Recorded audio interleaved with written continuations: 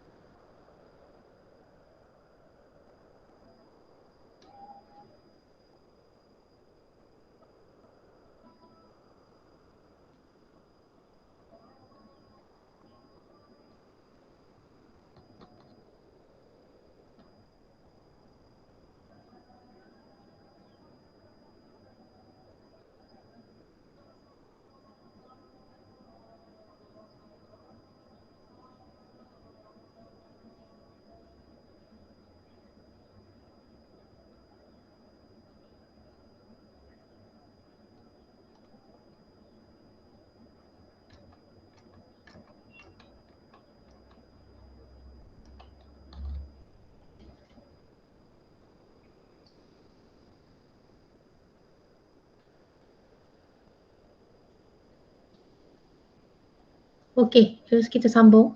Okey, sekarang ni bersandar dengan tidak bersandar. Okey, mendapat angka sebanyak kalau tak faham bagi tahu boleh celah apa yang saya cakap. Okey, yang pertama duit shilling ni dia ada sekeping dan dia tak bergantung. Maksudnya kita baling kali kedua pun benda yang sama. Tu maksudnya dia tidak bersandar. Okey, kita tengok yang kedua Kedua, dia dapat angka dengan dadu adil. Actually shilling dengan dadu. Shilling dengan dadu pun benda yang sama, bila kali kedua pun masih shilling dan dadu. Balingan yang ketiga masih shilling dan dadu. Maksudnya tak ada perubahan dalam bendanya. Ruang sampelnya tak diberubah. Okey, dalam contoh yang ini, yang C ini, kalau awak tengok dia kata kat sini tanpa pemulangan. Tanpa pemulangan maksudnya mula-mula dalam kotak ada 5 pen. Okey, 5 pen. Bila 5 pen, kemungkinan biru dengan biru, 2 batang pen berwarna. Okey, kemungkinan biru dengan coklat. Okey, kemungkinan coklat dengan biru yang ini biru 1, biru 2, coklat 1, coklat 2, coklat 3. So dia kata dia ambil 2 batang. Kemungkinan biru 1 dengan biru 2. Kemungkinan biru 1 dengan coklat 1. Kemungkinan biru 1 dengan coklat 2. Jadi lepas dia ambil satu untuk eksperimen yang pertama, dia tanpa pemulangan. Maksudnya mula-mula 5, okay, bila dia keluarkan satu, untuk eksperimen yang kedua, dalam kotak tinggal 4 pen.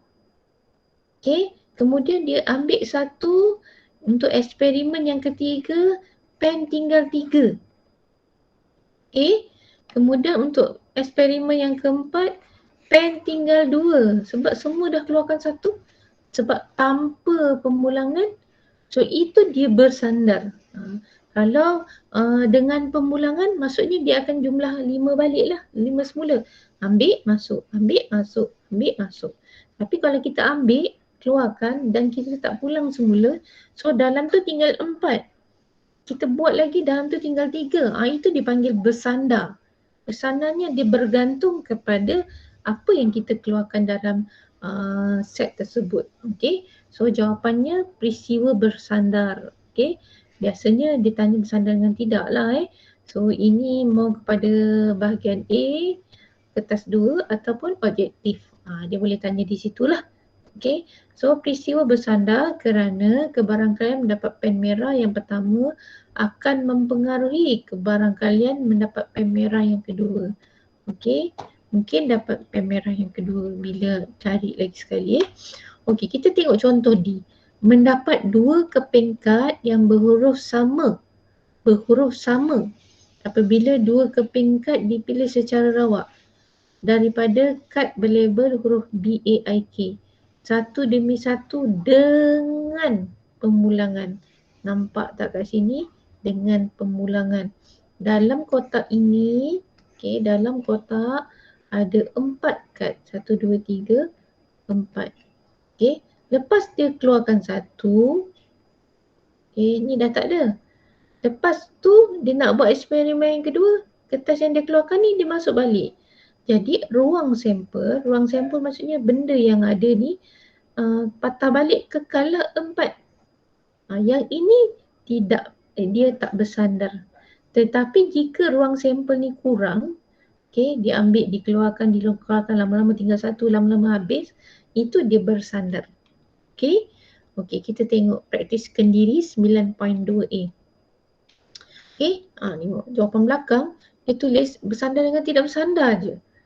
Jadi kalau tak diterangkan tak faham. Jawapan belakang tu terlalu simple untuk awak rujuk. Okey, yang pertama, jarum putaran roda bertuah berhenti pada sektor yang sama. Jarum putaran roda 2 kali berturut-turut. Okey, maksudnya ada satu roda bulat.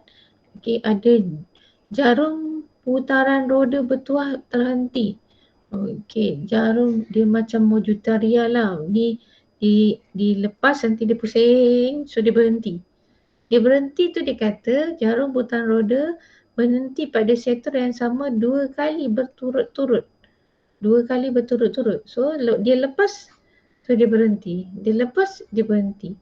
Jadi tempat dia berhenti itu tidak dipengaruhi dengan apa-apa, tak dipaksa. Dia akan berhenti dengan sendiri. So dia tidak bersandar. Dia berhenti ikut suka dia je jarum ni kan. So contoh dia ada spring kat sini. So kita putarkan. So dia berpusing. Dia berhenti kat sini. Okay. Kemudian kita pusing lagi. So dia berhenti kat sini. Tempat dia berhenti tu tak ada dipengaruhi apa-apa, dipaksa suruh berhenti di mana-mana. Dia bergerak sendiri. So dia tidak bersandar. Okay, tapi kita tengok 2. Pilihan 2 orang murid lelaki daripada sekumpulan murid. Okay. So ini kelas sekolah tinggi Batu Pahat, semua lelaki. Okay. So dalam ni ada sekumpulan murid lelaki. Dia nak 2 orang sahaja. Dia nak 2 orang sahaja. Okay. Daripada 10 orang murid. Oh salah. Pilihan 2 orang murid lelaki daripada sekumpulan murid yang terdiri daripada 10 orang murid perempuan dan 14 murid lelaki. Okey, ini. Ini kelas tak nak sebut kelas, ada 3 kelas, saya sebut kelas lain lah. 4 proaktif 4 proaktif. Dalam 4 proaktif ni, okey, ada 10 perempuan dan ada 14 lelaki. Okay, so dalam kelas ni ada 24 orang semua sekali. Okay, daripada 10 orang murid perempuan dan 14 murid lelaki. So sekarang ni dia kata saya nak lantik seorang ketua dengan seorang penolong. Okay, pilih 2 orang murid lelaki dari kumpulan murid. So saya nak 2 lelaki. Okay, 2 lelaki. So bila 2 orang ni dikeluarkan, so dia kata tak ada pemulangan ni, tanpa pemulangan. So dia dalam ni tinggal 22 ruangan sampel ni, dia berkurang. So dia bersandar. Then tapi kalau dia masukkan balik, dia jadi tidak bersandar. Okay. Okay, soalan nombor 3. Menjawab 3 soalan objektif yang mempunyai 4 pilihan jawapan masing-masing dengan betul. Ada soalan 1, ada jawapannya A, B, C, D. Soalan nombor 2, A, B, C, D. Soalan nombor 3, A, B, C, D. Itu masuk soalan. Okey, ada 3 soalan objektif yang mempunyai 4 pilihan jawapan. 4 pilihan jawapan ni A, B, C, D lah dengan betul. Sekiranya jawapan setiap soalan dipilih secara rawak. Dipilih secara rawak.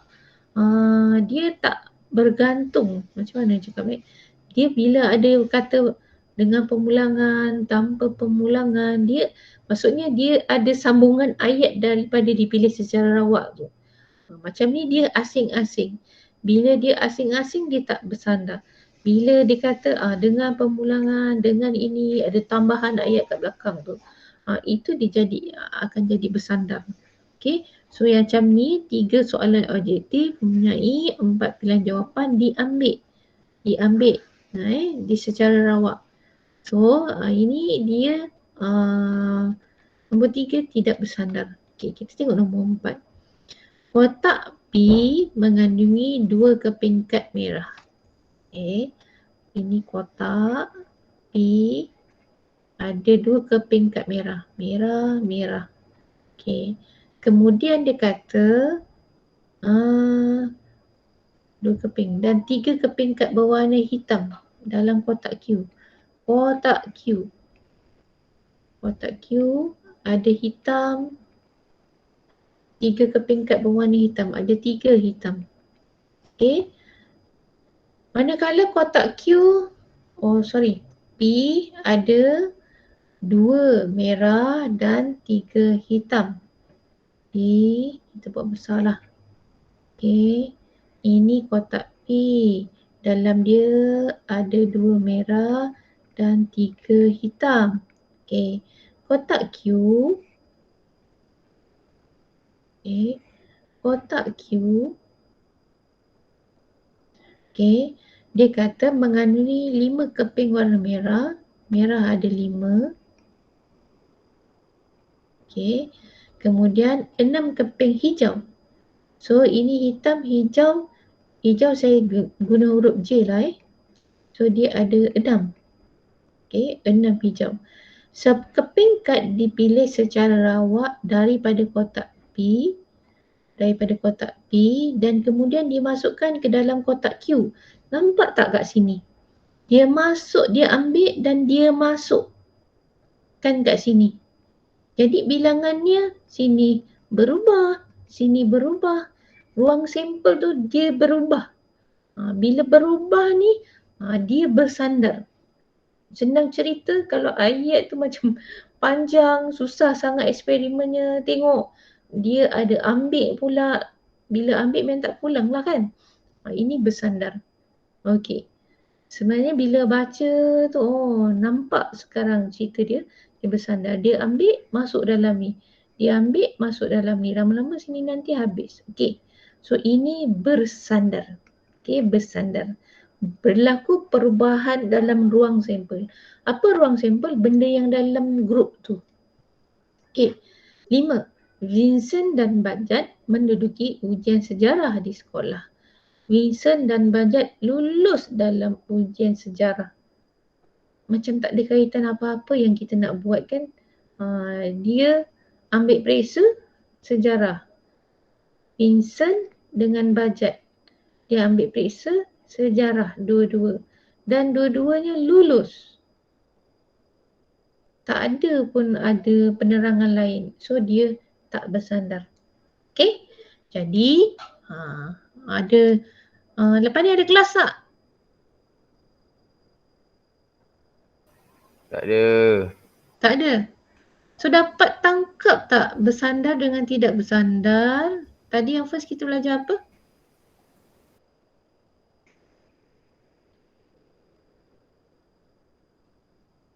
Peristiwa bergabung. Peristiwa bergabung Okey, so ini contoh. Ini contoh. Yang rajin keluar raja pokok ni lah. Ini dipanggil raja pokok. Okey. Tadi kalau dia tak bergabung ni jika dia bergabung dia buat bentuk raja macam ni. Okey, ni raja pokok. Ada soalan peksa baru ni, peksa setengah tahun tingkatan 5. Dia kosongkan ruang ni. So dia minta tulis. Okey. So soalan dia, Mak Leha mendapat telur. Okey, rajah. Okey, rajah di sebelah menunjukkan 30 biji telur. Satu tray tu memang 30 lah. Grade B. Okey, 2 biji telur dipilih secara rawak oleh Mak Leha untuk buat cengkodok. Okey. Sekiranya terdapat 3 biji telur yang rosak dengan melakarkan gambar raja pokok. Dia minta. Bila dia kata melakarkan gambar raja pokok, inilah gambar raja pokok. Okey. Depan ni tak ada tulis apa-apa. Okey, pecah 2. Kenapa pecah 2? Ini telur pertama. Okey. Telur pertama, okey dia kata gini. Sekiranya terdapat 3 biji telur yang rosak dengan melakarkan gambar raja pokok, hitung kebarangkalian Mak Leha mendapat telur yang rosak, 1 telur yang tidak rosak. Sebab tu dia ada 2 kat sini. 1 telur rosak, 1 tidak rosak. Okey. 1 tengah ni, dia punya garisan ni nak label pecahan 1 daripada 10. Kenapa 10? Dia kata Mak Leha mendapat telur yang rosak dan tidak rosak pada pemilihan pertama dan kedua masing-masing. Okey, dan kedua masing-masing. Okey, dia kata bina carta pokok. Okey, ni P mendapat telur yang rosak dan tidak rosak. Jadi 1/10 kali 27/29. Kenapa kali 27/29? Sebab 27 ni yang elok. Telur yang tak rosak. Yang tidak rosak. So tinggal 27. Okey. Manakala kenapa 29 bukan 30? 1 dia dah ambil. Okey, 1/10. Okey. So, awak darabkan dapatlah nilai kat sini. So, kalau dia nak minta carta pokok, awak buat macam ni. Okey. Kemungkinan telur elok dengan telur elok. Kemungkinan telur elok dengan tidak elok. Kemungkinan telur yang pertama tak elok, yang kedua elok. Kemungkinan telur yang pertama tak elok, yang kedua tak elok. So dia punya gabungan ni ditulis dalam bentuk kurungan di sini. Ini hasilnya digabungkan. Contoh duit shilling dia ada angka dengan gambar. Okey, angka dengan gambar. So contoh kita ada 2 keping duit shilling, 2 keping shilling, 1 angka, 1 gambar. Okey, kemungkinan angka boleh dengan gambar. Kemungkinan angka boleh dengan angka. Okey, kemungkinan gambar boleh dengan angka. Kemungkinan gambar boleh dengan gambar. Okey, yang ini awak tuliskan, awak tak nak buat kotak pun tak apa. Yang sini awak tulis gabungan dia tu. Angka, gambar. Angka, gambar. Yang ini buat garisan. Ini namanya rajah pokok. Angka dengan angka. Okey, ni buat garisan. Gambar dengan angka. Gambar, angka. So, gambar, gambar. Buat garisan. Gambar, gambar. Inilah kalau dia minta rajah pokok. Okey. So, dia punya label ni 1/10, 9/10. Kenapa 1/10 dengan 9/10? Macam mana boleh dapat 10? 2 biji telur dipilih secara rawak sekiranya dengan belakang gambar dia. Okey, Mak Leah mendapat kedua-dua biji telur yang tidak rosak. Berikan jawapan betul kepada 3 angka bererti. Okey, yang ini 2 daripada 2/9 lah. Sebiji dah dikeluarkan. Dia macam menyusut Okey, so yang ini nanti kalau dia minta awak buat rajah pokok, awak tak perlu buat kotak-kotak ni. Cukup buat macam cikgu ni. Tapi depan ni dia ada starting dia. So depan ni tak payah tulis apa-apa. Dia macam bentuk segitiga, dia bergerak ke belakang. Okey. So mendapat kedua-dua biji telur yang tidak rosak. Bila tidak rosak, okey. Okey, saya tahu kenapa 1/10. Dia kata kat sini 3 biji telur rosak. 3 daripada 30. Ini yang rosak. Yang tidak rosak ada 27 daripada 30. So dibundarkan 31, 31, 10. Tu yang jadi 1/10. Okey, sifir 3. 3 kali 9, 3 kali 10. Okey, tu yang dapat 9/10.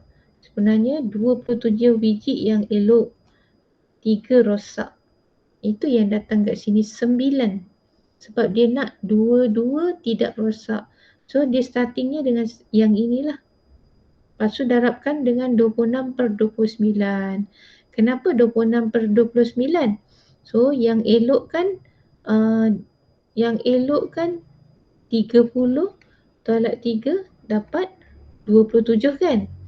27 tu tolak 1 sebab sebiji dia nak ambil. Sebab tu jadi 26. Okey, per 29. Yang sebiji dengan yang sebiji lagi tu. Okey. So sebab dia nak 2 biji kan? Dia nak 2 biji.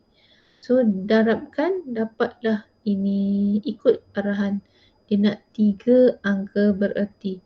Ingat 3 angka bererti dengan 3 titik perpuluhan berbeza Awak tengok ini 3 tempat bererti tapi nombornya ada 4. Tengok Untuk yang A 0.0931. Yang B 0.807. Ini 3 angka bererti. Selepas titik perpuluhan ada 3 nombor. Yang ini selepas titik perpuluhan kosong ni tak dikira sebagai angka bererti. kecuali lepas titik puluhan ada satu nombor kosong tu duduk di tengah-tengah. Ini baru 1, 2, 3, 4, 5. Ini 5 angka bererti. Macam ini kosong ni tak ada diapit apa-apa dengan nombor selepas titik perpuluhan. So kosong ni tak dikira. Ada 3 sahaja angka bererti. Ini patah balik bab 1 lah hari tu. So itu sahaja untuk hari ini.